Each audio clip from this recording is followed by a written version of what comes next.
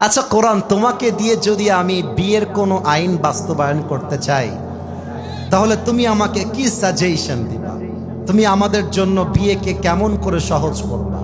পার্লামেন্টে আইন করা আছে 18 বছরের আগে কোনো মেয়ে বিয়ে করলে এটা দণ্ডনীয় অপরাধ।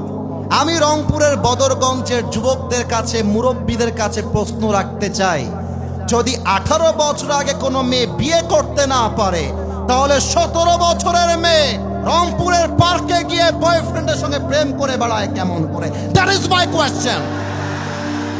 যদি 18 বছরে বিয়ে করা পাপ হয়ে যায়, তাহলে 16 বছরের মেয়ে টিকটকে জামা খুলে নেচে বেড়ায়, এর বিচার কি হবে এই বাংলার মাটিতে? এইটা আমি জানতে চাই।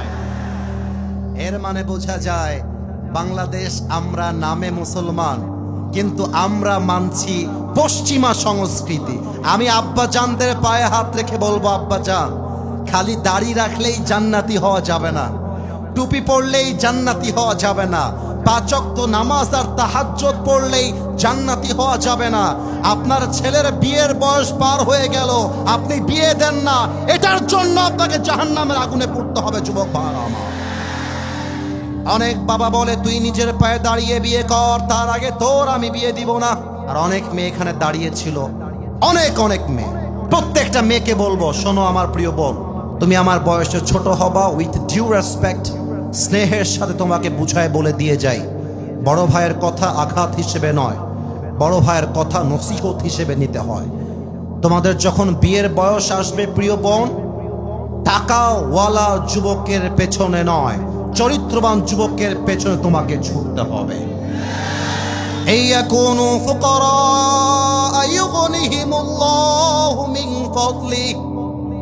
তুই যদি গরিব হয়ে বিয়ে করিস, তোর বিয়ের পরে ধনী বানায় দেওয়ার দায়িত্ব আমি আল্লাহ নিজে নিয়ে নিলাম। সুবহানাল্লাহ পড়বেন না মিয়া আপনারা? Stop for a moment. আব্বা জান, আপনার নাম কি জানো? মনোরুল ইসলাম। আব্বা জান, আপনি কত বছর বয়সে বিয়ে করেছেন? 28 বছর। আচ্ছা, যখন বিয়ে করেছেন তখন যেমন অভাব ছিল, বিয়ের পরে কি সেরকম অভাব হয়েছে আপনার? আল্লাহ তাআলা বরকত দিয়েছে।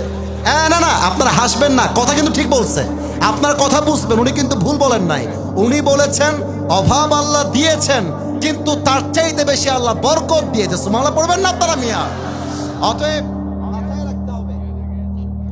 হ্যাঁ, মাশাআল্লাহ মাশাআল্লাহ, আমার আব্বা জান বিয়ের আগে যা করেছে, বিয়ের পরে আল্লাহ তার চাইতে ডবল বাড়ায় দিয়েছে। ঠিক কিনা বলে? এখন যেই বাবারা, আমার বাবারা, আমি জানি আপনারা, এই 2 জন ছেলে, এই বসো, এর বিয়ে হবে না, কে রে এটা? এই খবর করে দিব রে বেটা। ওয়াজের মাঝখানে কত বড় সাহস! এই যে উঠে যাবে, ওর লুঙ্গিটা টান দিয়ে ধরে বসায় দেওয়া লাগবে। ঠিক কিনা বলে? অনেক বাবা আছে সরকারি চাকরি পাইলে আর টাকা পাইলে নিজের মেয়ের বিয়ে বুইড়া টাকলার সাথেও দিয়ে দেয়। যুবক ভাইরা বলো, কোরআন বলছে এমনটা হবে না।